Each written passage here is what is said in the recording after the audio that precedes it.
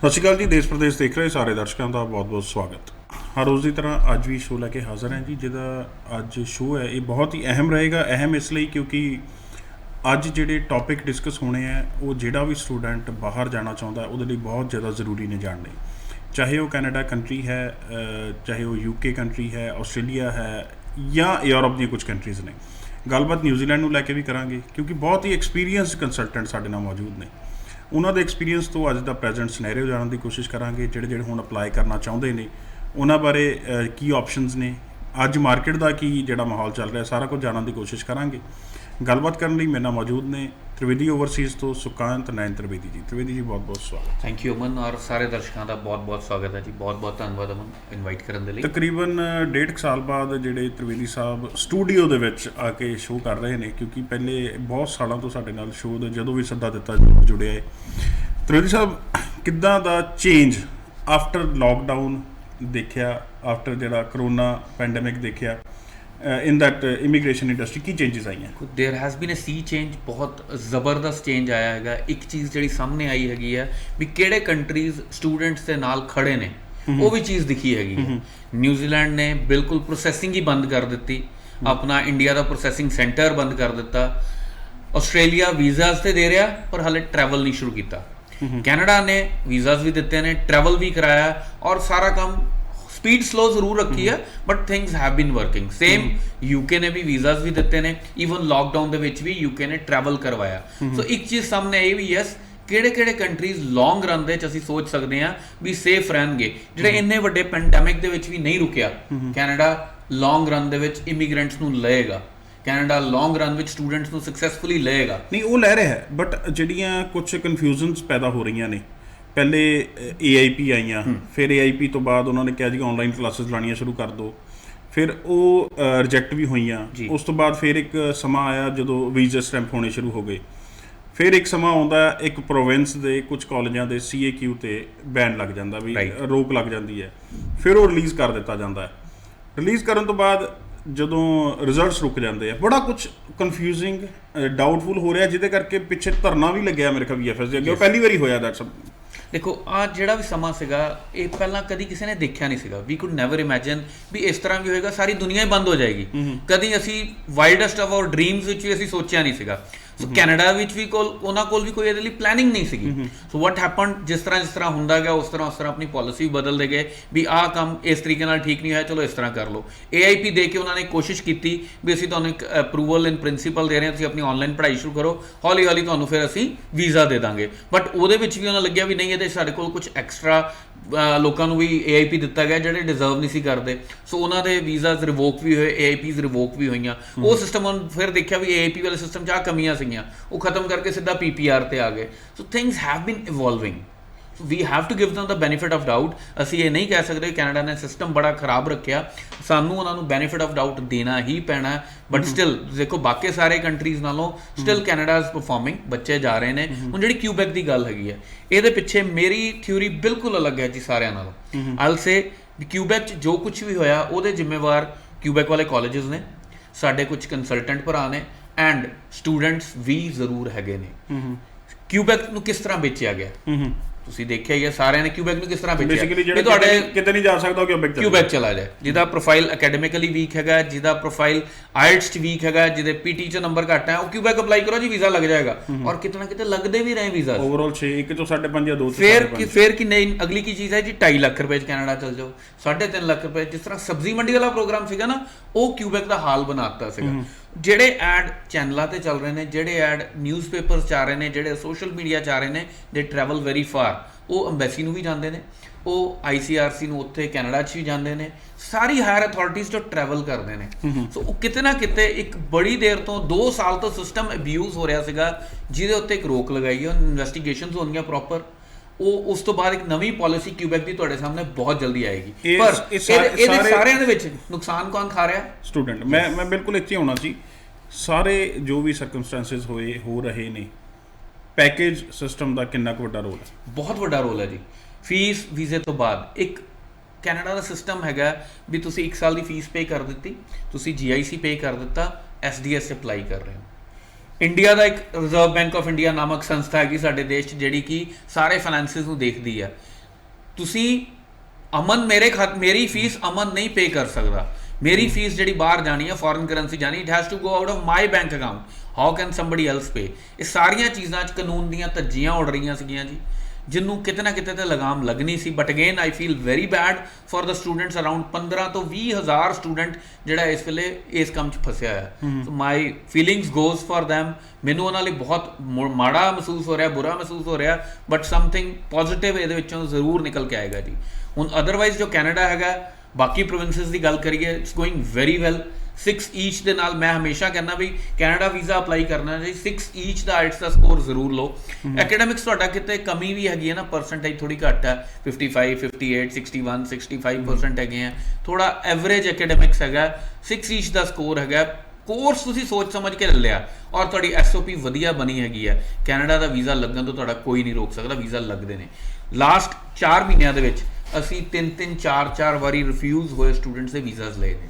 ਅੱਛਾ, ਜਦੋਂ ਇੱਕ ਫਰੈਸ਼ ਪ੍ਰੋਫਾਈਲ ਆਉਂਦੀ ਹੈ ਤ੍ਰਿਵੇਦੀ ਸਾਹਿਬ, ਤੁਸੀਂ ਬਹੁਤ ਐਕਸਪੀਰੀਅੰਸ ਕੰਸਲਟੈਂਟ ਹੋ, ਕਾਫੀ ਐਸੋਸੀਏਸ਼ਨ ਜਿਹੜੀ ਰਹੀਆਂ ਉਹਦੇ ਤੁਸੀਂ ਪ੍ਰੈਜ਼ੀਡੈਂਟ ਵੀ ਰਹੇ ਹੋ ਜੀ, ਕੀ ਫਰਕ ਹੁੰਦਾ ਹੈ ਇੱਕ ਫਰੈਸ਼ ਪ੍ਰੋਫਾਈਲ ਦਾ ਵੀਜ਼ਾ ਲੈਣਾ ਤੇ ਇੱਕ ਆਫਟਰ 2-3-4 ਰਿਫਿਊਜ਼ਲ ਵੀਜ਼ਾ ਲੈਣਾ? ਦੇਖੋ ਜੀ, ਮੈਂ ਇਹ ਸਮਝਦਾ ਮੈਂ ਦੋਨਾਂ 'ਚ ਫਰਕ ਨਹੀਂ ਕਰਦਾ ਕੋਈ। ਫॉर ਮੀ ਦੋਨੋਂ ਹੀ ਮਿਹਨਤ ਮੰਗਦੇ ਨੇ। ਫਰੈਸ਼ ਪ੍ਰੋਫਾਈਲ ਤੇ ਜੇ ਮਿਹਨਤ ਨਹੀਂ ਲਗਾਉਂਗਾ ਉਹ ਰਿਫਿਊਜ਼ ਹੋ ਜਾਏਗਾ, ਉਹਦਾ ਨੁਕਸਾਨ ਹੋ ਜਾਏਗਾ। ਸੋ ਮੇਰੇ ਲਈ ਦੋਨੋਂ ਹੀ ਚੈਲੰਜਿੰਗ ਹੈਗੇ ਆ। ਕਦੀ ਵੀ ਆਪਾਂ ਇਹ ਨਹੀਂ ਸੋਚਿਆ ਫਰੈਸ਼ ਪ੍ਰੋਫਾਈਲ ਹੈ ਤੇ ਇਦਾਂ ਹੀ ਲਗਾ ਦੇ, ਨੋ, ਦੋਨਾਂ ਦੇ ਉੱਤੇ ਬਰਾਬਰ ਮਿਹਨਤ ਲਗਾਈ ਦੀ ਹੈ ਜੀ। ਸਟੇਟਮੈਂਟ ਆਫ ਪਰਪਸ ਦੇ ਉੱਤੇ ਜ਼ਰੂਰ ਵਰਕ ਕਰੀਦਾ। ਪਰ ਜ਼ਿਆਦਾਤਰ ਇੰਡਸਟਰੀ ਵੱਲੋਂ ਇਹ ਕਿਹਾ ਜਾਂਦਾ that's a covering letter, but you are saying that SOP same ਜੀ, ਤੇ ਉਹ ਐਸਡੀਐਸ ਲਾਉਣੀ ਜ਼ਰੂਰੀ ਨਹੀਂ ਹੈ। ਜ਼ਰੂਰੀ ਨਹੀਂ ਹੈ ਜੀ, ਬਟ ਡਿਜ਼ਾਇਰੇਬਲ ਹੈਗੀ ਹੈ।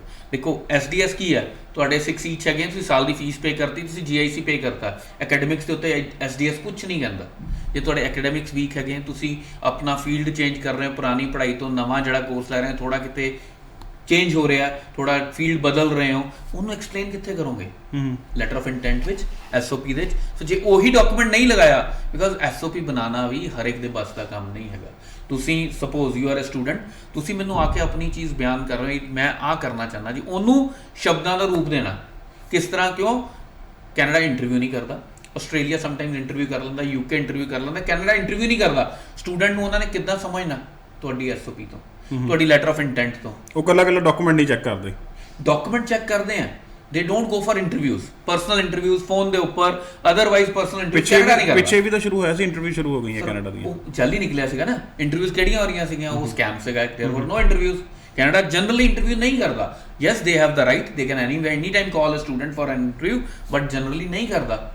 ਸੋ ਉਹਨਾਂ ਨੇ ਕਿੱਥੋਂ ਆਪਣਾ ਮਨ ਬਣਾਉਣਾ ਵੀਜ਼ਾ ਦੇਣਾ ਕਿ ਨਹੀਂ ਦੇਣਾ? ਤੁਹਾਡੀ ਐਸਓਪੀ ਤੋਂ। ਮਤਲਬ ਤੁਸੀਂ ਜਿਹੜਾ ਪ੍ਰੈਜ਼ੈਂਟ ਹੈ, ਪਾਸਟ ਹੈ ਜਾਂ ਫਿਊਚਰ ਹੈ, ਉਹ ਕੈਨੇਡਾ ਦਾ ਬ੍ਰਾਈਟ ਦੇਖਦੇ ਹੋ? ਬਿਲਕੁਲ ਜੀ, ਦਿਖ ਰਿਹਾ ਜੀ।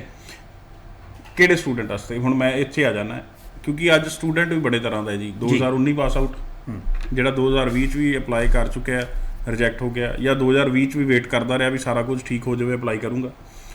ਉਹਦੇ ਦੌਰਾਨ ਹੀ 2020 ਪਾਸ ਆਊਟ ਆ ਗਏ ਬੱਚੇ, ਹੁਣ 2021 ਵੀ ਪਾਸ ਆਊਟ ਆ ਜਾਣੇ ਆ। 2019 ਵਾਲੇ 2 ਸਾਲ ਦਾ ਗੈਪ ਆ ਗਿਆ, ਡਿਊਰਿੰਗ ਪੈਂਡੇਮਿਕ ਕੰਡੀਸ਼ਨਸ ਚੱਲ ਰਹੀਆਂ ਨੇ। ਕਿਹਨੂੰ ਵੀਜ਼ਾ ਮਿਲੇਗਾ? ਕਿਹਦੇ ਲਈ ਕੈਨੇਡਾ ਵੀਜ਼ਾ ਦੇਏਗਾ? ਜਾਂ ਹੁਣ ਬਾਕੀ ਗੈਪ ਨੂੰ ਲੈ ਕੇ ਪ੍ਰੋਬਲਮਸ ਆਉਣਗੀਆਂ? ਅਮਨ ਜੀ ਦੇਖੋ, ਕੈਨੇਡਾ ਜਿਹੜਾ ਨਾ ਇਸ ਸਾਰੇ ਮਾਮਲੇ ਚ I will say it's the best country. Even 2016 pass out ਬੱਚੇ ਦਾ ਵੀ ਵੀਜ਼ਾ ਲੱਗ ਸਕਦਾ। ਆਸਟ੍ਰੇਲੀਆ 'ਚ ਤੁਸੀਂ ਸੋਚ ਹੀ ਨਹੀਂ ਸਕਦੇ, ਕਿਸੇ ਨੇ 12ਵੀਂ 2018 ਚ ਕੀਤੀ ਹੈ ਤੇ ਅੱਜ ਯੂਨੀਵਰਸਿਟੀ 'ਚ ਜੀਟੀ ਕੰਪਲਾਇੰਸ ਕਰਕੇ ਐਡਮਿਸ਼ਨ ਮਿਲ ਜਾਏ। ਕੈਨੇਡਾ ਇੱਥੇ ਹੀ ਸਟੈਂਡ ਆਊਟ ਕਰਦਾ। We have got visas. ਜਿਹੜੇ ਸਟੂਡੈਂਟਸ ਨੇ ਈਵਨ 2014-15 ਦੀ 12ਵੀਂ ਕੀਤੀ ਹੋਈ ਹੈ, ਪ੍ਰੋਪਰ ਐਕਸਪਲੇਨੇਸ਼ਨ। ਉਹੀ ਗੱਲ ਮੇਰੀ ਜਿਹੜੀ ਪਹਿਲਾਂ ਮੈਂ ਕੀਤੀ ਹੈ, statement of purpose, letter of intent, very important, ਜਿਹਨੂੰ ਕਿ ਹਰ ਕੋਈ ਏਜੰਟ ਬਣਾ ਹੀ ਨਹੀਂ ਸਕਦਾ। ਔਰ ਲੋਕੀ ਜਿਸ ਤਰ੍ਹਾਂ ਤੁਸੀਂ ਦੱਸਿਆ, ਇੱਕ ਮੈਂਟੈਲਿਟੀ ਹੈ ਵੀ ਐਸਡੀਐਸ ਚ ਲਾਉਣ ਦੀ ਜ਼ਰੂਰਤ ਹੀ ਨਹੀਂ। That is a very important document. Even 5 ਸਾਲ ਦਾ ਗੈਪ, 6 ਸਾਲ ਦਾ ਗੈਪ, ਤੁਹਾਡਾ 6 ਈਚ ਦਾ ਸਕੋਰ ਹੈਗਾ and you are very clear. Course ਵਧੀਆ ਤਰੀਕੇ ਨਾਲ ਚੂਜ਼ ਕੀਤਾ ਹੈਗਾ। Gap has been explained well, ਵੀ ਤੁਸੀਂ ਆਪਣਾ ਵੀ ਬਿਜ਼ਨਸ ਕੀਤਾ, ਜੌਬ ਕੀਤੀ ਹੈ, ਸੈਲਰੀ ਅਕਾਊਂਟ 'ਚ ਹੈ ਨਹੀਂ ਹੈ, ਡਜ਼ਨਟ ਮੈਟਰ। ਤੁਹਾਡਾ ਜਿਹੜਾ ਕੋਰਸ ਹੈਗਾ ਤੁਹਾਡੇ ਜੌਬ ਦੇ ਨਾਲ, ਤੁਹਾਡੀ ਪੜ੍ਹਾਈ ਦੇ ਨਾਲ, ਤੁਹਾਡੇ ਫਿਊਚਰ ਪ੍ਰੋਸਪੈਕਟਸ ਨਾਲ ਮੈਚ ਕਰ ਰਿਹਾ। 5 ਸਾਲ ਦੇ ਗੈਪ, 6 ਸਾਲ ਦੇ ਗੈਪ ਤੋਂ ਬਾਅਦ ਵੀ ਕੈਨੇਡਾ ਦੇ ਵੀਜ਼ਾ ਦੀ ਕੋਈ ਦਿੱਕਤ ਨਹੀਂ ਹੈ। ਸਭ ਤੋਂ ਵੱਡੀ ਗੱਲ, ਪਹਿਲਾ ਸਟੈਪ ਐਡਮਿਸ਼ਨ ਦਾ। ਬੇਸਿਕਲੀ ਇਹ ਸਾਰਾ ਰੂਲ ਜਿਹੜਾ ਹੈ ਉਹ ਆ ਜਾਂਦਾ ਹੈ ਕੰਸਲਟੈਂਟ ਦਾ, ਜਿਹੜਾ ਚੂਜ਼ ਕਰਾ ਕੇ ਦਿੰਦਾ ਹੈ ਜਾਂ ਤੁਹਾਨੂੰ ਗਾਈਡ ਕਰਦਾ ਹੈ। Hair you go. ਬਟ ਹੁਣ ਕੰਸਲਟੈਂਸੀਜ਼ ਵੀ ਆ ਗਈਆਂ ਜੀ, ਜਿਹੜੇ ਨੰਬਰ 1 ਨੇ, ਨੰਬਰ 2 ਤਾਂ ਕੋਈ ਨਹੀਂ ਹੈ ਜੀ, ਸਾਰੇ ਨੰਬਰ 1 ਕਹਿੰਦੇ ਜੇ ਜਿੰਨੇ ਕੁ ਦਾਅਵੇ ਹੁੰਦੇ ਨੇ। ਬਟ ਸਟੂਡੈਂਟ ਉੱਥੇ ਕਨਫਿਊਜ਼ ਹੋ ਜਾਂਦਾ, ਪੇਰੈਂਟਸ ਕਨਫਿਊਜ਼ ਹੋ ਜਾਂਦੇ ਆ ਵੀ ਕੈਨੇਡਾ ਫਾਈਲ ਲਾਈ ਕਿਹਦੇ ਕੋਲ ਜਾਏ। ਇੱਕ ਕਹਿੰਦਾ ਜੀ ਪਹਿਲੇ ਪ੍ਰੋਸੈਸਿੰਗ ਫੀਸ ਦੇਣ ਦੀ ਲੋੜ ਨਹੀਂ, ਜਿਹੜੇ ਪਹਿਲੇ ਲੈਂਦੇ ਆ ਜੀ ਉਹ ਗਲਤ ਕਰ ਰਹੇ ਆ। ਮੈਂ ਦੂਜਾ ਵਰਡ ਨਹੀਂ ਯੂਜ਼ ਕਰਦਾ, ਯੂ ਕੈਨ ਅੰਡਰਸਟੈਂਡ ਭਾਜੀ ਕੀ ਵਰਡ ਯੂਜ਼ ਹੋ ਰਿਹਾ। ਦੂਜਾ ਕਹਿੰਦਾ ਨਹੀਂ ਜੀ, ਇੰਨੇ ਸਾਲਾਂ ਤੋਂ ਇੱਕ ਸਿਸਟਮ ਚੱਲਿਆ ਹੁੰਦਾ, ਜੋ ਤ੍ਰਿਵੇਦੀ ਸਾਹਿਬ ਨੇ ਕਿਹਾ, ਤੁਸੀਂ ਆਪਣੀ ਫੀਸ ਆਪ ਭਰਨੀ ਹੈ, ਰੂਲ ਹੈ, ਲੀਗਲ ਵੇ ਹੈ, ਜਿਹੜਾ ਕਈ ਸਾਲਾਂ ਤੋਂ ਜਦੋਂ ਦਾ ਸ਼ੁਰੂ ਹੋਇਆ ਸਟੂਡੈਂਟ ਵੀਜ਼ਾ ਉਦੋਂ ਦਾ ਇਹ ਚੱਲਦਾ ਆ ਰਿਹਾ। ਤੁਸੀਂ ਆਪਣੇ ਸਟੂਡੈਂਟ ਵੀਜ਼ਾ ਫੀਸ ਦਿਓ, ਆਪਣੇ ਐਮਬੈਸੀ ਫੀਸ ਦਿਓ, GIC ਭਰੋ, ਤਾਂ ਜਾਓ, ਇੱਕ ਸਿਸਟਮ ਵਾਈਜ਼ ਜਾਓ। ਹੁਣ ਇਹ ਦੋਨਾਂ ਦੌਰਾਨ ਸਟੂਡੈਂਟ ਪੇਰੈਂਟਸ ਕਨਫਿਊਜ਼ ਨੇ। ਤੁਸੀਂ ਆਪਣਾ ਐਕਸਪੀਰੀਅੰਸ ਸਦਕੇ, ਤੁਸੀਂ ਐਜ਼ ਅ ਪੇਰੈਂਟਸ ਹੋਵੋ, ਕਿਵੇਂ ਡਿਸੀਜਨ ਲਓਗੇ? ਦੇਖੋ ਫਰੈਂਡਸ, ਤੁਸੀਂ ਕਦੀ ਵੀ ਮਾਰਕੀਟ 'ਚ ਕੋਈ ਸਮਾਨ ਖਰੀਦਣ ਜਾਂਦੇ ਹੋ, ਮੈਨੂੰ ਮਾਰਕੀਟ ਸਿਨੈਰੀਓ ਨਾਲ ਜੋੜ ਰਿਹਾ ਜੀ। ਇੱਕ ਬਾਰ ਲੱਗਿਆ ਹੁੰਦਾ ਸੇਲ 50%, ਸੇਲ 70%। ਤੁਹਾਨੂੰ ਲੱਗਦਾ ਵੀ ਕੋਈ ਵੀ ਜੇਬ 'ਚੋਂ ਪਾ ਕੇ ਤੁਹਾਨੂੰ ਕੁਝ ਦੇਗਾ? ਨੈਵਰ। ਕੋਈ ਤੁਹਾਡੇ ਵਾਸਤੇ ਹੋਰ ਕੋਈ ਖਰਚ ਕਰੇਗਾ? ਨੈਵਰ। ਸੇਲ ਕਿਉਂ ਲੱਗੀ ਹੈ?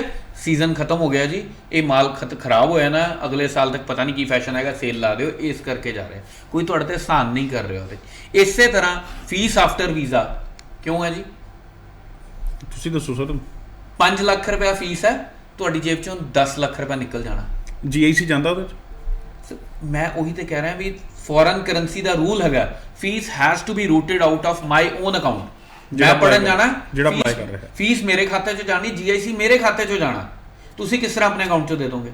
ਜਾਂ ਮੇਰਾ ਅਕਾਊਂਟ ਖੁਲਾਓਗੇ, ਉਹ 'ਚ ਪੈਸੇ ਪਾਓਗੇ। What does this mean? This means money laundering. ਔਰ ਕਿਤਨਾ ਕਿਤੇ 10 ਰੁਪਏ ਵਾਲੀ ਚੀਜ਼ ਤੁਹਾਨੂੰ 20 ਰੁਪਏ 'ਚ ਮਿਲਣੀ ਹੈ ਫੀਸ ਆਫਟਰ ਵੀਜ਼ਾ ਦੇ ਚੱਕਰ ਵਿੱਚ। ਕੋਈ ਐਸਾ ਤੁਹਾਡੀ ਮਾਸੀ ਦਾ ਪੁੱਤਰ ਨਹੀਂ ਹੈਗਾ ਏਜੰਟ, ਜਿਹੜਾ ਆਪਣੀ ਤੁਹਾਡੀ ਥਾਂ, ਮਾਸੀ ਦੇ ਪੁੱਤਰ ਨੇ ਵੀ ਨਹੀਂ ਲਾਣੇ ਅੱਜ ਦੀ ਡੇਟ ਵਿੱਚ, ਤੁਹਾਡੇ ਪੈਸੇ ਤੁਹਾਨੂੰ ਹੀ ਲਾਣੇ ਪੈਣੇ ਆ। ਉਹਦੇ ਲਈ ਤੁਹਾਨੂੰ ਹੀ ਸਾਰਾ ਕੰਮ ਕਰਨਾ ਪੈਣਾ। ਹੁਣ ਇੱਕ ਚੀਜ਼ ਸਾਹਮਣੇ ਆਉਂਦੀ ਆ, ਫੀਸ ਆਫਟਰ ਵੀਜ਼ਾ 'ਚ ਹੋਰ ਕੀ ਹੁੰਦਾ ਜੀ? ਪੈਕੇਜ ਨੂੰ ਆਪਾਂ ਕਹਿ ਦਿੰਦੇ ਹਾਂ ਜੀ। ਤੁਹਾਡੀ ਫਾਈਲ ਅੰਦਰ ਕੀ ਲੱਗੀ ਹੈ ਤੁਹਾਨੂੰ ਪਤਾ ਹੀ ਨਹੀਂ ਜੀ। ਕੱਲ ਨੂੰ ਕੇਸ ਰਿਫਿਊਜ਼ ਹੋ ਜਾਂਦਾ, ਤੁਹਾਨੂੰ ਤੁਹਾਡੀ ਫਾਈਲ ਦੀ ਕਾਪੀ ਨਹੀਂ ਮਿਲਦੀ, ਤੁਹਾਨੂੰ ਫਾਰਮ ਦੀ ਕਾਪੀ ਨਹੀਂ ਮਿਲਦੀ, ਤੁਸੀਂ ਦੁਬਾਰਾ ਉੱਥੇ ਪੁੱਛਿਆ ਵੀ ਨਹੀਂ ਜਾਂਦਾ, ਕਿਉਂਕਿ ਪੈਕੇਜ ਲਿਆ ਜਾਂਦਾ ਨਾ। ਤੁਹਾਡਾ ਐਕਸਪੀਰੀਅੰਸ ਵੀ ਮੈਂ ਬਣਾ ਦੂੰਗਾ, ਤੁਹਾਡਾ ਸਭ ਕੁਝ ਮੈਂ ਕਰ ਦੂੰਗਾ, ਇਹ ਕਿਹਾ ਜਾਂਦਾ ਜੀ। ਵਨਸ ਇੱਕ ਤੇ ਜੇ ਤੇ ਵੀਜ਼ਾ ਲੱਗ ਗਿਆ, ਸਟੂਡੈਂਟ ਚਲਾ ਗਿਆ, ਕੱਲ ਨੂੰ ਜਦੋਂ ਤੁਸੀਂ ਉੱਥੇ PR ਪਾਣੀ ਹੈ ਜਾਂ ਵਰਕ ਵੀਜ਼ਾ ਪਾਣਾ, ਨਵੀਂ ਫਾਈਲ ਆਪਣੀ ਵੀਜ਼ਾ ਦੀ ਲਗਾਣੀ ਹੈ, ਤੁਹਾਨੂੰ ਪਤਾ ਹੀ ਨਹੀਂ ਤੁਹਾਡੀ ਪਿਛਲੀ ਫਾਈਲ ਤੇ ਤੁਹਾਡੇ ਗੈਪ ਦਾ ਕੀ ਲਗਾਇਆ ਸੀਗਾ, ਤੁਹਾਡੇ ਫੰਡਸ ਕੀ ਲਗਾਏ ਗਏ ਸੀਗੇ, ਤੁਹਾਡਾ ਕੀ ਕੁਝ ਲਿਖਿਆ ਗਿਆ, ਤੁਹਾਡੇ ਕੋਲ ਉਹਦਾ ਕੁਝ ਰਿਕਾਰਡ ਨਹੀਂ ਹੈਗਾ। ਐਂਡ ਤੁਸੀਂ ਜੇ ਆਪਣੇ ਕੰਸਲਟੈਂਟ ਨੂੰ ਮੰਗਣੀ ਹੈ, ਉਹਨੇ ਤੁਹਾਨੂੰ ਦੇਣੀ ਨਹੀਂ, ਕਿਉਂਕਿ ਉੱਥੇ ਪੈਕੇਜ ਸੀਗਾ। ਪਰਦਾ ਉਹਦੇ 'ਚ ਵੀ ਮੈਂ ਕੀ ਲਗਾਇਆ ਮੈਂ ਨਹੀਂ ਦੱਸਾਂਗਾ। ਅੱਛਾ, ਇੱਥੇ ਫੈਬਰੀਕੇਟਡ ਡਾਕੂਮੈਂਟ ਵੀ ਲੱਗ ਜਾਂਦੇ? ਬਿਲਕੁਲ ਲੱਗਦੇ ਸਰ, ਹੋਰ ਹੈ ਕੀ ਹੈ। ਮੈਂ ਤੇ ਇੱਥੇ ਤੱਕ ਪਤਾ ਲੱਗਿਆ ਵੀ GIC ਵੀ ਡੁਪਲੀਕੇਟ ਲਗਾਉਂਦੇ ਰਹੇ ਨੇ ਲੋਕ। ਐਮਬੈਸੀ ਨੇ ਕਈਆਂ ਨੂੰ ਉਹਦੇ ਲਈ ਬੈਨ ਵੀ ਕੀਤਾ ਸਟੂਡੈਂਟ ਨੂੰ। ਸੋ ਬੜਾ ਵੱਡਾ ਝੋਲ ਹੈਗਾ ਦੁਨੀਆ 'ਚ। ਕੁਝ ਵੀ ਦੋਸਤੋ ਫ੍ਰੀ ਨਹੀਂ ਹੈ। ਪੰਜਾਬੀ ਦੀ ਕਹਾਵਤ ਹੈ ਵੀ ਜੇ ਆਪਾਂ ਸਵਰਗਾਂ ਨੂੰ ਜਾਣਾ ਤੇ ਫਾਹਾ ਆਪ ਹੀ ਲੈਣਾ ਪੈਣਾ। ਸਵਰਗ ਨੂੰ ਮੈਂ ਜਾਣਾ ਤੇ ਫਾਹਾ ਅਮਨ ਨੇ ਨਹੀਂ ਲੈਣਾ, ਉਹ ਵੀ ਮੈਨੂੰ ਹੀ ਲੈਣਾ ਪੈਣਾ। ਇੱਕ ਚੀਜ਼ ਫਿਰ ਦੁਬਾਰਾ ਮੈਂ ਕੈਨੇਡਾ ਬਾਰੇ ਪੁੱਛਣਾ ਚਾਹੁੰਦਾ। ਇਸ ਟਾਈਮ ਬੱਚੇ ਜਾਣਾ ਚਾਹੁੰਦੇ ਨੇ ਬਟ ਕਨਫਿਊਜ਼ ਨੇ ਵੀ ਸਾਰਾ ਕੁਝ ਨਾਰਮਲ ਹੋ ਜਾਵੇ, ਟਰੈਵਲ ਚੱਲ ਪਵੇ, ਉਸ ਤੋਂ ਬਾਅਦ ਅਪਲਾਈ ਕਰੀਏ। ਉਹਦੇ ਕਰਕੇ ਕੁਝ ਬੱਚਿਆਂ ਦੇ ਗੈਪ ਵੀ ਹੁੰਦੇ ਜਾ ਰਹੇ ਨੇ। ਉਹਦੇ ਨਾਲ ਅਗਰੀ ਕਰਦੇ ਹੋ? ਬੱਚੇ ਠੀਕ ਕਰ ਰਹੇ ਨੇ? ਨਹੀਂ। ਜਾਂ ਕੀ ਤੁਹਾਡੀ ਸੁਜੈਸ਼ਨ? ਮੈਂ ਇਹਦੇ 'ਚ ਇਸ ਗੱਲ ਨਾਲ ਐਗਰੀ ਨਹੀਂ ਹੈ ਜੇ ਵੀ ਸਭ ਕੁਝ ਠੀਕ ਹੋ ਲਵੇ ਫਿਰ ਅਸੀਂ ਕੈਨੇਡਾ ਅਪਲਾਈ ਕਰਾਂਗੇ, ਬਿਕੋਜ਼ ਕੈਨੇਡਾ ਇਜ਼ ਸੱਚ ਅ ਕੰਟਰੀ ਜਿਹਨੇ ਆਪਣਾ ਸਭ ਕੁਝ ਓਪਨ ਰੱਖਿਆ। ਉਹ ਇਸ ਲਈ ਕਹਿ ਰਹੇ 3 ਦਿਨ ਸੀ ਹੋਟਲ ਕੁਆਰੰਟੀਨ ਕਰੋ, 11 ਡੇਜ਼ ਦੂਸਰਾ ਕੁਆਰੰਟੀਨ ਕਰੋ and then you are open, you can come and join. Online ਵੀ ਪੜ੍ਹਾਈ ਹੋ ਰਹੀ ਹੈ ਤੇ ਬੱਚਿਆਂ ਦੇ ਕੋਲ ਮੌਕਾ ਹੈਗਾ ਉੱਥੇ ਦਾ ਵਰਕ ਐਕਸਪੀਰੀਅੰਸ ਗੈਦਰ ਕਰਨ ਦਾ। 4 ਪੈਸੇ ਬਣਨਗੇ ਵੀ ਸਟੂਡੈਂਟ ਦੇ ਉੱਤੇ, ਜਿਹੜੇ ਕਿ ਐਟਲੀਸਟ ਪੰਜਾਬ ਦੇ ਨੂੰ ਆਪਾਂ ਲੈ ਕੇ ਚੱਲੀਏ ਤਾਂ ਬੜਾ ਇੰਪੋਰਟੈਂਟ ਹੈ। ਬਿਕੋਜ਼ ਸਟੂਡੈਂਟਸ ਚਾਹੁੰਦੇ ਨੇ, ਸਟੂਡੈਂਟਸ ਦੇ ਮਾਪੇ ਚਾਹੁੰਦੇ ਨੇ ਵੀ ਯੈਸ ਪਾਰਟ ਟਾਈਮ ਜੌਬਸ ਅੱਛੀਆਂ ਮਿਲ ਜਾਣ ਸਟੂਡੈਂਟਸ ਨੂੰ। ਔਰ ਆਨਲਾਈਨ ਐਜੂਕੇਸ਼ਨ ਕਿਤੇ ਨਾ ਕਿਤੇ ਪੜ੍ਹਾਈ ਦਾ ਬਰਡਨ ਘਟਾ ਰਹੀ ਹੈ। ਜਦੋਂ ਆਪਾਂ ਗੱਲ ਕਰਦੇ ਹਾਂ ਸਟੂਡੈਂਟ ਕੈਨੇਡਾ ਜਾ ਕੇ ਵੀ ਆਨਲਾਈਨ ਕਰ ਰਹੇ ਆ। ਬੱਚੇ ਹੁਣ ਸਾਰੇ ਜਾ ਪਾਉਣਗੇ ਜਿਹਨਾਂ ਦੇ ਵੀਜ਼ੇ ਆ ਗਏ? ਜਾ ਰਹੇ ਆ ਜੀ, ਬਿਲਕੁਲ ਜਾ ਰਹੇ ਆ ਸਟੂਡੈਂਟਸ। ਤੇ ਜਿਹੜੇ ਅੱਜ ਤੱਕ ਜੀ, ਮੈਂ ਸੌਰੀ ਤੁਹਾਨੂੰ ਇੰਟਰਰਪਟ ਕੀਤਾ ਜੀ, 2 ਸਮੈਸਟਰ 1 ਸਮੈਸਟਰ ਲਾ ਚੁੱਕੇ ਨੇ, ਆਨਲਾਈਨ ਪੜ੍ਹੀ ਜਾ ਰਹੇ, ਹਾਲੇ ਤੱਕ ਕੁਝ ਉਹਨਾਂ ਦਾ ਹੋ ਹੀ ਨਹੀਂ ਰਿਹਾ, ਉਹਨਾਂ ਦਾ ਕੀ ਹੈ? ਇਹੋ ਜਿਹੇ ਸਟੂਡੈਂਟਸ ਹੁਣ ਬਹੁਤ ਜ਼ਿਆਦਾ ਨਹੀਂ ਹੈਗੇ, ਥੋੜੀ ਘੱਟ ਗਿਣਤੀ 'ਚ ਹੈਗੇ। Because January February they have been tremendous months, February at least, March ਵਿੱਚ ਵੀ ਬਹੁਤ ਸਾਰੇ ਵੀਜ਼ਾਸ ਕੈਨੇਡਾ ਦੇ ਆਏ ਨੇ। ਜਿਵੇਂ ਆਪਣੀ ਗੱਲ ਕਰਾਂ, ਉਹ ਆਏ ਆ ਜਿਨ੍ਹਾਂ ਨੇ ਲੇਟੈਸਟ ਅਪਲਾਈ ਕੀਤੇ ਸੀ, ਉਹਨਾਂ ਦੇ ਵੀਜ਼ੇ ਆਏ। ਨਹੀਂ ਸਰ, ਨਹੀਂ। ਜਿਵੇਂ ਆਪਣੀ ਕੰਪਨੀ ਦੀ ਗੱਲ ਕਰਾਂ, ਸਾਡੇ ਕੋਲ ਇਸ ਵੇਲੇ ਜਨਵਰੀ ਵਾਲੀ ਐਪਲੀਕੇਸ਼ਨ ਚੱਲ ਰਹੀਆਂ ਨੇ ਜਿਨ੍ਹਾਂ ਦੇ ਵੀਜ਼ਾਸ ਆ ਰਹੇ ਨੇ। ਉਸ ਤੋਂ ਪਿਛਲੀਆਂ ਐਪਲੀਕੇਸ਼ਨਸ ਇੱਕ ਅੱਧੀ ਕਿਤੇ ਰਹਿ ਗਈ ਹੋਵੇ ਤਾਂ ਮੈਂ ਕਹਿ ਨਹੀਂ ਸਕਦਾ। ਆਲਮੋਸਟ ਸਾਰਾ ਬੈਕਲੌਗ ਕਲੀਅਰ ਹੈ। ਕਿਊਬੈਕ ਵਾਲੀ ਛੱਡ ਦਈਏ, ਕਿਊਬੈਕ ਵਾਲੀ ਛੱਡ ਦਈਏ, ਕਿਊਬੈਕ ਛੱਡ ਦਈਏ। ਅਸੀਂ ਲਾਈਵ ਸ਼ੋਅ ਦੇ ਵਿੱਚ ਕਈ ਵਾਰੀ ਕਾਲਸ ਲਈਆਂ, ਸਾਲ ਹੋ ਗਿਆ ਭਾਜੀ, ਲਾਸਟ ਨਵੰਬਰ ਦੀਆਂ ਵੀ ਲੱਗੀਆਂ। ਮੈਂ ਤੁਹਾਨੂੰ ਆਪਣੀ ਕੰਪਨੀ ਦਾ ਐਕਸਪੀਰੀਅੰਸ ਦੱਸ ਰਿਹਾ। ਮੈਂ ਓਵਰਆਲ ਦੀ ਗੱਲ ਕੀਤੀ, ਐਕਸਪੀਰੀਅੰਸ ਦੀ। ਘੱਟ ਬੱਚੇ ਹਨ, ਵੈਰੀ ਫਿਊ। ਉਹ ਕੀ ਕਰਨ? They have no other choice than to wait. ਉਹ ਇੱਕ ਉਹਦੇ 'ਚ ਨਾ ਪੈਕੇਜ ਵਾਲੇ ਸਟੂਡੈਂਟਸ ਵੀ ਬਹੁਤ ਹੈਗੇ ਆ, ਕਿਉਂਕਿ ਉਹਨਾਂ ਨੂੰ ਪਤਾ ਹੀ ਨਹੀਂ ਹੈਗਾ ਵੀ ਸਾਡੀ ਫਾਈਲ 'ਚ ਲੱਗਿਆ ਕਿ ਵੈਬ ਫਾਰਮ ਕੀ ਲਗਾਉਣਗੇ। ਓਕੇ, ਅਸੀਂ ਕਹਿ ਦਿੰਦੇ ਨਾ ਸ਼ੋਅ ਦੇ 'ਚ ਵੈਬ ਫਾਰਮ ਲਗਾ ਦਿਓ ਜੀ, ਵੈਬ ਫਾਰਮ ਭਰ ਕੇ ਲਗਾ ਦਿਓ। ਜੀ ਜੀ ਜੀ। ਉਹ ਕੰਸਲਟੈਂਟ ਨੂੰ ਕਹਿੰਦੇ ਵੈਬ ਫਾਰਮ ਲਗਾ ਦੇ, ਕੰਸਲਟੈਂਟ ਕਹਿੰਦਾ ਮੈਂ ਲਾਤਾ ਜੀ। ਹੁਣ ਉਸ ਈਮੇਲ ਦੀ ਐਕਸੈਸ ਤੁਹਾਡੇ ਕੋਲ ਨਹੀਂ ਹੈਗੀ, ਉਸ GC ਕੀ ਲੌਗਇਨ ਦੀ ਐਕਸੈਸ ਤੁਹਾਡੇ ਕੋਲ ਨਹੀਂ, ਤੁਹਾਨੂੰ ਪਤਾ ਹੀ ਨਹੀਂ ਲੱਗਿਆ ਕੀ ਹੈ। So they can't just and do anything, just wait, ਕੁਝ ਹੋਰ ਨਹੀਂ ਕਰ ਸਕਦੇ। ਦੂਸਰਾ ਚੀਜ਼, ਜਿਹੜੇ ਬੱਚੇ ਹੁਣ ਅਪਲਾਈ ਕਰਨਾ ਚਾਹੁੰਦੇ ਨੇ ਕਿ ਸਤੰਬਰ ਸੀਟਸ ਅਵੇਲੇਬਲ ਨੇ, ਕਿਉਂਕਿ ਆਲਮੋਸਟ ਕਿਹਾ ਜਾ ਰਿਹਾ ਸਤੰਬਰ ਕਲੋਜ਼ ਹੈ। ਨਹੀਂ, ਬਿਲਕੁਲ ਜੀ, ਸਤੰਬਰ ਦੀ ਆਲਮੋਸਟ ਅੱਛੇ ਸਾਰੇ ਕਾਲਜਸ ਹਾਲੇ ਸੀਟਸ ਹੈਗੀਆਂ ਨੇ। ਦੇਰ ਸਟਿਲ ਟਾਈਮ, ਗੁੱਡ ਟਾਈਮ ਵੀ ਆਪਾਂ ਸਤੰਬਰ ਅਪਲਾਈ ਕਰ ਸਕਦੇ ਹਾਂ। ਸਤੰਬਰ ਵਾਲਿਆਂ ਵਾਸਤੇ ਇੱਕ ਵੱਡੀ ਗੱਲ ਕੀ ਹੈਗੀ ਹੈ, ਐਤਕੀ 12th ਦੇ ਐਗਜ਼ਾਮ ਹੋਣੇ ਜੀ ਮਈ ਦੇ ਵਿੱਚ, ਸੋ ਜੂਨ ਦੇ 'ਚ ਉਹਨਾਂ ਦਾ ਰਿਜ਼ਲਟ ਆਏਗਾ। ਸੋ ਜਿਹੜੇ ਐਤਕੀ 2021 'ਚ ਜਿਨ੍ਹਾਂ ਨੇ 12ਵੀਂ ਕਰਨੀ ਹੈਗੀ ਹੈ, ਉਹਨਾਂ ਲਈ September is gonna be very difficult. So 2020 ਵਾਲਿਆਂ ਵਾਸਤੇ ਆਹ ਮੌਕਾ 20 ਸਤੰਬਰ ਇਨਟੇਕ ਨੂੰ ਲੈਣ ਦਾ ਹੈਗਾ। There are places in the colleges, ਹਾਂ, ਹਾਈਲੀ ਕੰਪੀਟੀਟਿਵ ਕੋਰਸਿਸ ਜਿਹੜੇ ਹੈਗੇ, ਜਿੱਦਾਂ ਹੈਲਥ ਦੇ ਕੋਰਸਿਸ ਹੈਗੇ, ਕੁਝ IT ਦੇ ਕੋਰਸਿਸ ਹੈਗੇ, ਉਹ ਫਟਾਫਟ ਫੁੱਲ ਹੋ ਜਾਣੇ। ਉਹ ਵਾਲੇ ਸਟੂਡੈਂਟ ਬਿਲਕੁਲ ਵੇਟ ਨਾ ਕਰਨ, ਫਟਾਫਟ ਅਪਲਾਈ ਕਰਨ। ਔਰ ਇੱਕ ਚੀਜ਼ ਹੋਰ ਮੈਂ ਦੱਸਣਾ ਚਾਹਾਂਗਾ ਅਮਨ ਜੀ, ਇਹਦੇ ਨਾਲ ਹੀ ਜਿਹੜੇ ਸਟੂਡੈਂਟਸ 1 ਚੋਂ 5.5 ਦੇ ਨਾਲ ਅਪਲਾਈ ਕਰ ਰਹੇ ਨੇ, 2 ਚੋਂ 5.5 ਵਾਲੇ ਤੇ ਬਿਲਕੁਲ ਕੈਨੇਡਾ ਅਪਲਾਈ ਨਾ ਕਰਿਓ। ਆਈ ਵੋਂਟ ਸੇ ਦੇ ਸ਼ੁੱਡ ਅਪਲਾਈ ਐਟ ਆਲ। 1 ਚੋਂ 5.5 ਨਾਲ ਕੈਨੇਡਾ ਅਪਲਾਈ ਕਰ ਰਹੇ ਹੋ, ਉਹਦੇ ਨਾਲ ਤੁਹਾਨੂੰ ਇੱਕ ਚੀਜ਼ ਪਾਲਿਸੀ ਬਣਾ ਕੇ ਚੱਲਣੀ ਪੈਣੀ ਹੈ। ਤੁਸੀਂ ਆਪਣੀ ਫਾਈਲ ਅੱਜ ਅਪਲਾਈ ਕਰਦੇ ਹੋ, ਪ੍ਰੋਸੈਸ ਟੇਕਸ 1.5 to 2 months। 1 ਚੋਂ 5.5 ਹੋਣ ਦੇ ਨਾਲ ਵੀਜ਼ਾ ਚਾਂਸਸ ਵੀ ਕਿਤੇ ਨਾ ਕਿਤੇ ਥੋੜੇ ਘੱਟ ਜਾਂਦੇ ਨੇ। ਪ੍ਰੋਫਾਈਲ ਤੁਹਾਡਾ ਐਕੈਡਮਿਕ ਚਾਹੇ ਬਹੁਤ ਅੱਛਾ ਹੈ, ਥੋੜੇ ਚਾਂਸਸ ਘੱਟ ਜਾਂਦੇ ਨੇ। 1.5 ਤੋਂ 2 ਮਹੀਨਾ ਜਿਹੜਾ ਤੁਹਾਡੀ ਫਾਈਲ ਅੰਬੈਸੀ 'ਚ ਹੈਗੀ ਹੈ, ਉਹ 1.5 ਤੋਂ 2 ਮਹੀਨਾ ਵੇਟ ਕਰਨ ਦੇ ਨਾਲ ਆਪਣੇ ਆਈਟਸ ਤੇ ਰੀਵਰਕ ਕਰੋ। ਕੋਸ਼ਿਸ਼ ਕਰੋ ਵੀ ਇੱਕ ਵਾਰੀ ਫੇਰ ਆਈਟਸ ਦੇ ਕੇ 6 each ਲੈ ਲਈਏ ਆਪਾਂ। ਜੇ ਤੁਹਾਡੀ ਫਾਈਲ ਦੀ ਪ੍ਰੋਸੈਸਿੰਗ ਤੋਂ ਪਹਿਲਾਂ 6 each ਦਾ ਸਕੋਰ ਆਇਆ ਨਾ, ਅੰਬੈਸੀ ਨੂੰ ਅਪਡੇਟ ਕਰ ਦਿਓ। ਰੱਬ ਨਾ ਕਰੇ ਜੇ ਕਿਤੇ ਰਿਫਿਊਜ਼ਲ ਆਉਂਦਾ, ਤੁਹਾਡਾ ਜੇ 6 each ਦਾ ਸਕੋਰ ਆਇਆ ਹੋਏਗਾ ਨਾ, ਇਮੀਡੀਏਟਲੀ ਵੀਜ਼ਾ ਦੁਬਾਰਾ ਲੱਗ ਜਾਏਗਾ। ਨਹੀਂ, ਜਦੋਂ ਇੱਕ ਫਾਈਲ ਅੰਡਰ ਨੌਨ SDS ਲੱਗੀ ਜੀ, 1 ਤੋਂ 5.5 ਹੈ, ਡਿਊਰਿੰਗ ਦੈਟ ਪੀਰੀਅਡ ਦੁਆਰਾ ਆਇਲਸ ਦਿੱਤਾ, 6 each ਆ ਗਏ, 6.5 ਆ ਗਏ, ਵੈਬ ਫਾਰਮ ਭਰ ਕੇ ਨਾਲ ਅਟੈਚਮੈਂਟ ਕਰਕੇ ਲਾ ਦਿਓ ਜੀ। ਬਟ ਉਹ SDS ਕਾਊਂਟ ਹੋਏਗੀ ਫਿਰ file. Sir at least visa officer ਦੀ ਇੱਕ ਮਾਈਂਡਸੈਟ ਤੇ ਬਣੇਗਾ ਵੀ ਇਹ ਬੱਚੇ ਨੇ ਮਿਹਨਤ ਕੀਤੀ ਹੈ, ਉਹਨੇ ਇੰਗਲਿਸ਼ 'ਚ ਆਪਣਾ ਸਕੋਰ ਇੰਪਰੂਵ ਕਰ ਲਿਆ। ਓਕੇ, ਰਿਫਿਊਜ਼ ਕਰਨ ਦੇ ਚਾਂਸਸ ਘਟ ਜਾਣਗੇ, ਉਹ ਚਾਂਸਸ ਘਟ ਜਾਣਗੇ। ਸੈਕੰਡਲੀ, ਉਹਨਾਂ ਬੱਚਿਆਂ ਲਈ ਵੀ ਗੱਲ ਕਰਨਾ ਚਾਹੁੰਦਾ, ਤੁਸੀਂ ਰਿਫਿਊਜ਼ਲ ਦੀ ਗੱਲ ਕੀਤੀ ਸੀ ਵੀ ਤੁਸੀਂ 2-2 4-4 ਵਾਰ ਰਿਫਿਊਜ਼ ਤੋਂ ਬਾਅਦ ਵੀ ਵੀਜ਼ੇ ਲਏ ਆ। You have that expert team. ਜਿਹੜੇ AIP ਰਿਜੈਕਟ ਕਰਾ ਚੁੱਕੇ, ਜਿਨ੍ਹਾਂ ਦੀ AIPs ਆਈਆਂ ਸੀ, ਬੜੇ ਖੁਸ਼ ਹੋ ਗਏ। ਮੈਂ ਕਹਿੰਦਾ ਜੀ, ਮਿਠਾਈਆਂ ਵੀ ਵੰਡਤੀਆਂ, ਫੇਸਬੁੱਕ ਤੇ ਪੋਸਟਾਂ ਵੀ ਏਜੰਟ ਨੇ ਪਾਤੀਆਂ। ਸਭ ਤੋਂ ਮਾੜਾ ਵਿਚਾਰਿਆਂ ਨਾਲ ਹੋਇਆ। ਤੇ ਉਹਨਾਂ ਬੱਚਿਆਂ ਦਾ ਕੀ ਹੋਏਗਾ ਜਿਹੜੇ AIP ਰਿਜੈਕਟ ਕਰਾ ਕੇ ਬਹਿ ਗਏ? They we can count them in that rejections, ਔਰ ਕਿਵੇਂ ਗਿਣਾਂਗੇ? ਸਰ ਰਿਜੈਕਸ਼ਨ ਜੀ, ਬਿਲਕੁਲ ਰਿਜੈਕਸ਼ਨ ਹੈਗੀ ਆ। ਜਦੋਂ ਵੀ ਤੁਹਾਡਾ ਕਦੀ ਕੈਨੇਡਾ ਦਾ ਕੇਸ ਰਿਫਿਊਜ਼ ਹੁੰਦਾ, ਭਗਵਾਨ ਨਾ ਕਰੇ ਕਦੀ ਵੀ ਕਿਸੇ ਦਾ ਹੋਵੇ, ਬਟ ਹੁੰਦੇ ਆ ਜੀ, 100% ਤੇ ਹੈ ਹੀ ਨਹੀਂ ਜੀ ਕੁਝ ਵੀ। ਜੇ ਇੰਡੀਆ ਦੀ ਆਪਾਂ ਗੱਲ ਕਰੀਏ ਨਾ ਦੋਸਤੋ, around 75 to 80% the visa success rate ਹੈਗਾ ਕੈਨੇਡਾ ਦਾ। ਜੇ ਤੁਹਾਡਾ ਵੀਜ਼ਾ ਰਿਫਿਊਜ਼ ਹੁੰਦਾ ਜਾਂ AIP ਰਿਫਿਊਜ਼ ਹੁੰਦਾ, ਸਭ ਤੋਂ ਪਹਿਲਾ ਕੰਮ ਕੀ ਹੈ? ਕੇਪ ਨੋਟਸ ਨਿਕਲਵਾਓਗੇ। ਉਹ ਤੁਹਾਡੀ ਜਨਮ ਕੁੰਡਲੀ ਹੈ ਕੈਨੇਡਾ ਦੇ ਵੀਜ਼ਾ ਦੀ। ਉਹਦੇ 'ਚ ਸਭ ਕੁਝ ਆ ਜਾਏਗਾ ਵੀ ਤੁਸੀਂ ਕੀ ਅਪਲਾਈ ਕੀਤਾ ਸੀਗਾ, ਵੀਜ਼ਾ ਆਫਿਸਰ ਨੇ ਕਿਹੜੀ ਚੀਜ਼ ਨੂੰ ਕਿਸ ਤਰ੍ਹਾਂ ਐਨਾਲਾਈਜ਼ ਕੀਤਾ ਔਰ ਕਿਉਂ ਰਿਫਿਊਜ਼ ਕੀਤਾ। ਉਸ ਤੋਂ ਬਿਨਾਂ ਜੇ ਦੁਬਾਰਾ ਆਪਾਂ ਕੇਪ ਨੋਟਸ ਤੋਂ ਬਿਨਾਂ ਸਿੱਧਾ ਹੀ ਅਪਲਾਈ ਕਰ ਰਹੇ, ਹੋ ਸਕਦਾ ਵੀਜ਼ਾ ਆ ਜਾਵੇ, ਪਰ ਨੇਰੇ ਤੀਰ ਚਲਾਨ ਮੁੱਕਣ ਹੈਗਾ। ਕੇਪ ਨੋਟ ਸਾਨੂੰ ਡਾਇਰੈਕਟ ਐਗਜ਼ੈਕਟ ਦਿਸ਼ਾ ਦੇਣਗੇ ਵੀ ਕੀ ਕਰਨਾ ਚਾਹੀਦਾ ਆਪਣੀ ਨਵੀਂ ਐਪਲੀਕੇਸ਼ਨ 'ਚ। ਜੇ ਤੁਹਾਡਾ ਲੈਂਗੁਏਜ ਐਬਿਲਿਟੀਜ਼ ਦੇ ਕਰਕੇ ਵੀਜ਼ਾ ਰਿਫਿਊਜ਼ ਹੋਇਆ ਔਰ ਤੁਸੀਂ ਦੁਬਾਰਾ ਉਸ ਤਰ੍ਹਾਂ ਹੀ ਅਪਲਾਈ ਕਰ ਰਹੇ ਹੋ ਬਿਨਾਂ ਆਈਟਸ ਜਾਂ PT 'ਚ ਰੀਅਪੀਅਰ ਹੋਇਆ, ਹਾਈਲੀ ਲਾਈਕਲੀ ਦੁਬਾਰਾ ਰਿਫਿਊਜ਼ਲ ਆਏਗਾ। ਜੇ ਤੁਹਾਡਾ ਕੋਰਸ ਗਲਤ ਹੋਣ ਦੀ ਵਜ੍ਹਾ ਨਾਲ ਰਿਫਿਊਜ਼ਲ ਆਇਆ ਔਰ ਤੁਸੀਂ ਦੁਬਾਰਾ ਉਸ ਤਰ੍ਹਾਂ ਹੀ ਅਪਲਾਈ ਕਰ ਰਹੇ ਹੋ, ਫਿਰ ਰਿਫਿਊਜ਼ਲ ਆਏਗਾ। ਅੱਛਾ, ਇਹ ਵੀ ਕਿਹਾ ਜਾਂਦਾ ਜਿਵੇਂ ਹੁਣ ਕੋਰਸ ਕੁਝ ਹੋਰ ਲਿਆ, ਰਿਫਿਊਜ਼ਲ ਆ ਗਿਆ, ਫਿਰ ਕੋਰਸ ਬਦਲ ਲਿਆ, ਫਿਰ ਕੋਰਸ ਬਦਲ ਲਿਆ, ਉਹ ਵੀ ਨੈਗੇਟਿਵ ਚਲਾ ਜਾਂਦਾ ਬੱਚੇ ਦੇ। ਗੱਲ ਉਹੀ ਹੈ ਨਾ, ਜੇ ਤੇ ਤੁਸੀਂ ਕੇਪ ਨੋਟਸ ਕਢਵਾ ਕੇ ਇਹ ਕੰਮ ਕਰ ਰਹੇ ਹੋ, ਵੀ ਕੇਪ ਨੋਟਸ ਨਿਕਲਵਾਏ, ਅਸੀਂ ਉਹਨੂੰ ਸਟੱਡੀ ਕੀਤਾ, ਉਹ 'ਚ ਪਤਾ ਲੱਗਿਆ ਵੀ ਨਹੀਂ, ਜੋ ਅਸੀਂ ਕੋਰਸ ਸਿਲੈਕਟ ਕੀਤਾ ਸੀ ਵੀਜ਼ਾ ਆਫਿਸਰ ਨੂੰ ਉਸ ਗਰਾਊਂਡ ਤੇ ਨਹੀਂ ਹੋਇਆ, ਆਪਾਂ ਕੋਰਸ ਬਦਲ ਲੈਂਦੇ ਆ। Canada doesn't mind about it. Canada the embassy ਇਸ ਚੀਜ਼ ਨੂੰ ਫਰਕ ਨਹੀਂ ਕਰਦੀ ਹੈ। ਵੈਰੀ ਮੈਂ ਕਹੂੰਗਾ ਹਿਊਮਨ ਰਾਈਟਸ ਜਿਹੜੇ ਨਾ ਬੜੇ ਸਹੀ ਤਰੀਕੇ ਨਾਲ ਕੈਨੇਡਾ 'ਚ ਲਏ ਜਾਂਦੇ ਨੇ। ਤੁਸੀਂ 4 ਵਾਰੀ ਅਪਲਾਈ ਕਰਦੇ ਹੋ, ਕੋਈ ਦਿੱਕਤ ਨਹੀਂ ਹੈ। ਮੈਂ 5ਵੀਂ ਵਾਰ ਵੀ ਲੋਕਾਂ ਦੇ ਵੀਜ਼ਾਸ ਲਏ ਨੇ, ਔਰ 2-2 3-3 ਵਾਰੀ ਕੋਰਸ ਵੀ ਉਹਨਾਂ ਦੇ ਬਦਲੀ ਹੋਏ ਆ। ਫਾਈਨਲੀ ਜੇ 4th ਟਾਈਮ ਵੀ ਤੁਸੀਂ ਸਹੀ ਕੋਰਸ ਲੈ ਰਹੇ ਹੋ, you can explain it well in your statement of purpose ਜਾਂ ਇੰਟੈਂਟ ਲੈਟਰ। ਤੁਹਾਡੀ ਐਕਸਪਲੇਨੇਸ਼ਨ ਦੇ ਉੱਤੇ ਬਹੁਤ ਡਿਪੈਂਡ ਕਰਦਾ। ਉੱਥੇ ਰਾਈਟਿੰਗ ਸਕਿੱਲਸ ਔਰ ਏਜੰਟ ਦਾ ਤਜਰਬਾ ਔਰ ਸਾਡੀ ਟੀਮ ਦਾ ਤਜਰਬਾ ਬਹੁਤ ਕੰਮ ਆਉਂਦਾ। ਐਕਸਪੀਰੀਅੰਸ ਕਾਊਂਟ ਕਰੇਗਾ। ਸੋ ਬਿਲਕੁਲ ਜੀ, ਕੈਨੇਡਾ ਕਾਫੀ ਵਧੀਆ ਆਪਸ਼ਨਸ ਨੇ ਜੀ। ਮੇਰੇ ਖਿਆਲ ਅੱਜ ਦੇ ਸ਼ੋਅ ਦੇ ਵਿੱਚ ਕਾਫੀ ਵਧੀਆ ਚੀਜ਼ਾਂ ਨਿਕਲ ਕੇ ਸਾਹਮਣੇ ਆ ਰਹੀਆਂ। ਬਟ ਭਾਜੀ ਇੱਥੇ ਮੈਂ ਇੱਕ ਗੱਲ ਪੁੱਛਣਾ ਚਾਹੁੰਦਾ ਯਾਰ ਸਿੰਘ ਵੀ ਸੈਪਟੰਬਰ ਇਨਟੇਕ ਖਾਲੀ ਹੈ, ਹਾਲੇ ਕਈ ਸੀਟਸ ਅਵੇਲੇਬਲ ਨੇ, ਕਈਆਂ ਕੋਲ ਕਈ ਕੋਰਸਿਸ ਮੁਤਾਬਿਕ ਰੈਲੇਵੈਂਟ ਕੋਰਸ ਹੈਗੇ ਆ। But some consultant are promoting that floating in ਜਿਹੜੇ ਇਨਟੇਕਸ ਨੇ, ਦੈਟ ਜੁਲਾਈ ਇਨਟੇਕ ਹੈ ਜਾਂ ਵਿੱਚ ਮਿਡ ਕੁਝ ਇਨਟੇਕ ਆ ਗਿਆ, ਉਹਨਾਂ ਨੂੰ ਲੈ ਕੇ ਕੀ ਕਹਿਣਾ? Definitely why not. ਜੇ ਜੁਲਾਈ ਇਨਟੇਕ ਵਿੱਚ ਕੁਝ ਕਾਲਜਸ ਕੋਲ ਸੀਟਸ ਹੈਗੀਆਂ ਨੇ, ਦੇਰ ਆਰ ਸਮ ਕਾਲਜਸ ਜਿਹੜੇ ਜੁਲਾਈ ਇਨਟੇਕ ਆਫਰ ਕਰਦੇ ਨੇ, ਕੋਈ ਦਿੱਕਤ ਨਹੀਂ ਜੀ, ਕਰ ਲੈਣਾ ਚਾਹੀਦਾ। ਇਸ ਵੇਲੇ ਹਾਲੇ there are still 3 months to go. Trivedi overseas ਕੋਲ ਵੀ ਆਪਸ਼ਨਸ ਹੈਗੇ? ਬਿਲਕੁਲ ਹੈਗੇ ਜੀ। ਜੁਲਾਈ ਇਨਟੇਕ ਦੇ ਵੀ ਹੈਵ ਅ ਫਿਊ ਕਾਲਜਸ ਜਿਹੜੇ ਸਾਨੂੰ ਜੁਲਾਈ ਇਨਟੇਕ ਦੇ ਵਿੱਚ ਆਫਰ ਦੇ ਰਹੇ ਨੇ, ਜਿਨ੍ਹਾਂ ਕੋਲ ਜੁਲਾਈ ਇਨਟੇਕ ਹੈਗਾ। But major intake is still September. But yes, option wise try ਕੀਤਾ ਜਾ ਸਕਦਾ। ਬਿਲਕੁਲ ਕੀਤਾ ਜਾ ਸਕਦਾ ਜੀ। ਬੜਾ ਅੱਛਾ ਪੁਆਇੰਟ ਲਿਆ ਤੁਸੀਂ ਇਹ। ਤੇ ਜਾਂਦੇ ਨੂੰ ਥੋੜਾ ਜਿਹਾ ਸਮਾਂ ਬਚਿਆ, ਤੇ ਜੇ ਤ੍ਰਿਵੇਦੀ ਸਾਹਿਬ ਆਉਣ ਤੇ ਆਸਟ੍ਰੇਲੀਆ ਦੀ ਨਾ ਗੱਲ ਕਰੀਏ, ਗੱਲ ਤਾਂ ਵੀ ਨਹੀਂ ਬਣਦੀ। ਪਹਿਲੇ ਤਾਂ ਇੱਕੋ ਹੀ ਸਵਾਲ ਆਉਂਦਾ ਜੀ, ਆਸਟ੍ਰੇਲੀਆ ਦੀ ਫਲਾਈਟਾਂ ਦੱਸੋ ਕਦੋਂ ਸ਼ੁਰੂ ਹੋਣੀ ਹੈ? ਇਹ ਸਵਾਲ ਤੇ ਮੈਂ ਵੀ 4 ਪੰਡਤਾਂ ਕੋਲ ਪੁੱਛ ਚੁੱਕਾ, ਹਾਲ ਤੱਕ ਜਵਾਬ ਨਹੀਂ ਮਿਲਿਆ। ਸਕਾਟ ਮੋਰਿਸਨ ਫੋਨ ਨਹੀਂ ਉਠਾ ਰਿਹਾ ਸੀਗਾ, ਉਹ 4 ਪੰਡਤਾਂ ਨੂੰ ਪੁੱਛਿਆ, ਮੈਂ ਆਸਟ੍ਰੇਲੀਆ ਦਾ ਕੁੰਡਲੀ ਦਿਖਾਈ, ਆਪਣੀ ਵੀ ਦਿਖਾਈ ਆ, ਕਹਿੰਦੇ ਇਸ ਸਾਲ 'ਚ ਖੁੱਲ ਜਾਏਗਾ। ਨਹੀਂ, ਹੁਣ ਜਿਵੇਂ ਪਿੱਛੇ ਅਨਾਉਂਸਮੈਂਟ ਹੋਈਆਂ ਸੀ ਵੀ ਅਸੀਂ ਫਲਾਈਟ ਸ਼ੁਰੂ ਕਰਨ ਜਾ ਰਹੇ ਹਾਂ, ਫਿਰ ਥੋੜਾ ਜਿਹਾ ਡਿਲੇ ਹੋ ਗਿਆ। ਸੀਰੀਅਸ ਨੋਟ, ਵਾਟ ਵੀ ਹਰਡ ਲਾਸਟ ਵੀਕ, ਏਰੀ ਸਾਡੀ ਜਿਹੜੀ ਕਿ ਇੱਕ ਐਸੋਸੀਏਸ਼ਨ ਹੈ ਆਸਟ੍ਰੇਲੀਅਨ ਐਮਬੈਸੀ ਵੱਲੋਂ ਪ੍ਰਮੋਟਡ ਹੈਗੀ ਆ, ਉਹਦੀ ਇੱਕ ਮੀਟਿੰਗ ਸੀਗੀ ਬੜੀ ਹਾਇਰ ਅਥਾਰਟੀਜ਼ ਨਾਲ ਆਸਟ੍ਰੇਲੀਆ ਦੇ ਵਿੱਚ।